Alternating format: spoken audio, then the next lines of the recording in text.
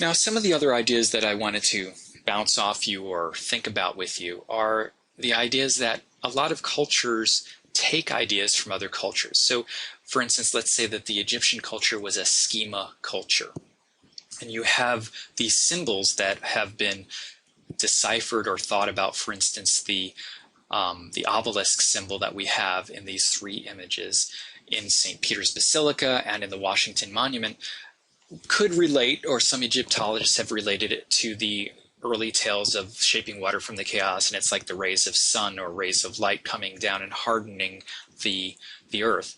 But less important than that is probably how sometimes symbols are reappropriated by other cultures. So for instance, when the Italians actually went to Egypt, they took some of these obelisks with them.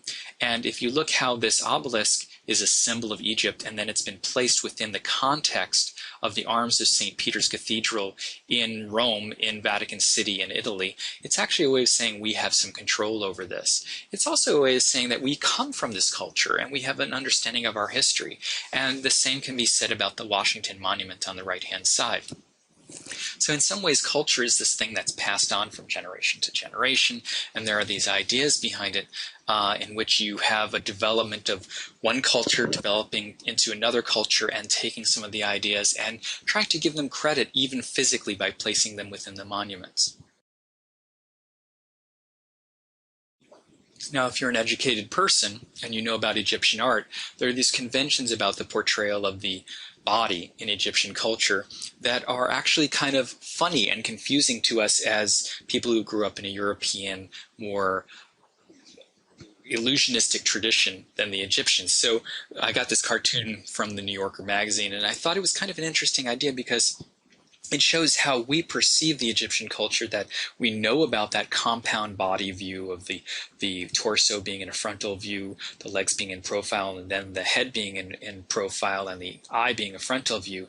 But we kind of make a joke about it. And this has to do with cultural capital and our understanding of the past and our understanding of the conventions in Egyptian art. So this convention of this compound view or composite view of the human body comes up many times in Egyptian art and is important to us in studying it. For example, we have this tomb that's actually contemporaneous or around the same time as King Tut, probably shortly after or shortly before, and it's from a minor sort of official named Neb Amun. And Neb Amun these paintings are from his tomb walls, and they represent him in those same conventions that we saw in the Palette of King Narmer. He is larger than everyone else. He is shown in composite view, where you can see different views of his body. For instance, the legs in profile, torso in frontal view, head in profile, but with the eyes facing forward. He is obviously the head honcho, the big guy, so behind him are lesser beings or lesser creatures, including his wife and some of his servants. And it also shows him in a heroic pose. In this instance, since he's an official, he probably wouldn't have gone to war, so he's represented as actually being a good hunter.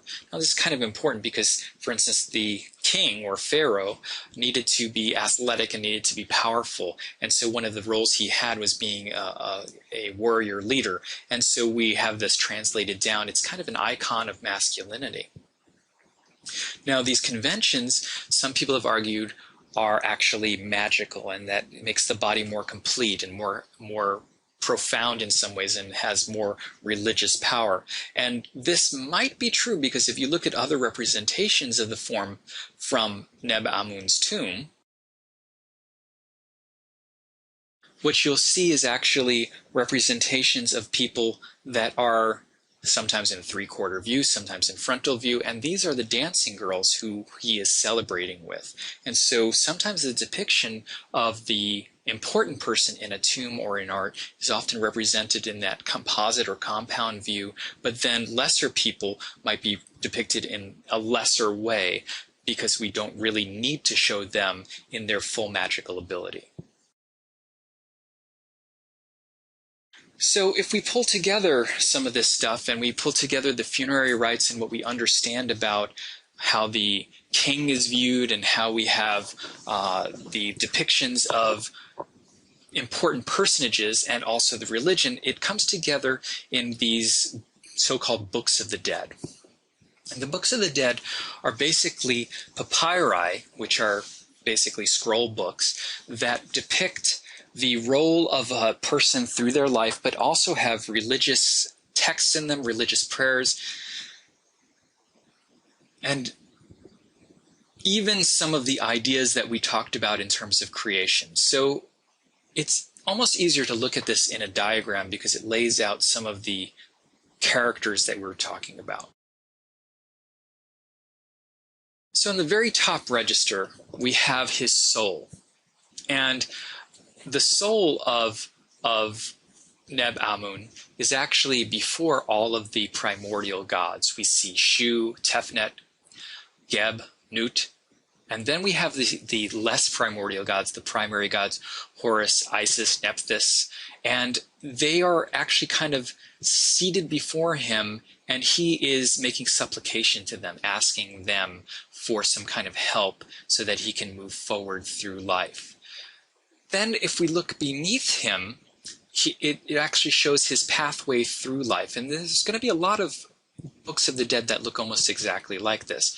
So we have, as he is being ushered into basically judgment, he comes in and he is led by Anubis, who is this jackal-headed god. Anubis sometimes is related to Seth, but Anubis is a slightly different god, and it relates the jackal composite or compound of the human body with the jackal head actually relates to what we know the qualities of the jackal have. For example, the jackal would hang out in graveyards because it preferred decayed meat. So it would make sense that Anubis is the god of the dead and is going to be ushering him in for judgment. So he walks in to this judgment, and Anubis is sort of presiding over this, and he is actually weighing his heart, weighing Neb-Amun's heart against a feather from the goddess Ma'at, who is the goddess of justice. And if he doesn't pass muster, if his heart is heavier than the feather of the goddess of justice, then Ammit, who is this sort of hippo, rhinoceros, lion-headed god, can devour his heart and he won't make it any further. And interestingly enough, we have this ibis-headed god named Thoth, who is actually going to be recording the events as it happens. So he passes judgment, of course he would, and so he's able to enter into the hall of judgment and into the great square or the tree of life. And of course we have Osiris with the crooked veil, and Isis and Nephthys, all of the primary gods, and even Horus, who is presiding over it and helping him come in. So the prince is ushering him into the hall, and so Neb-Amun will be able to be reborn again into basically the kingdom of Osiris, and he will be regenerated and he will be able to live on and on and on. So we see all of those same kinds of things in the original story or the original mythology that we looked at. Interestingly, this could relate to, for instance, the funerary banner of Lady Di, in which we kind of have a layout of the cosmos or the universe where we have a sort of underworld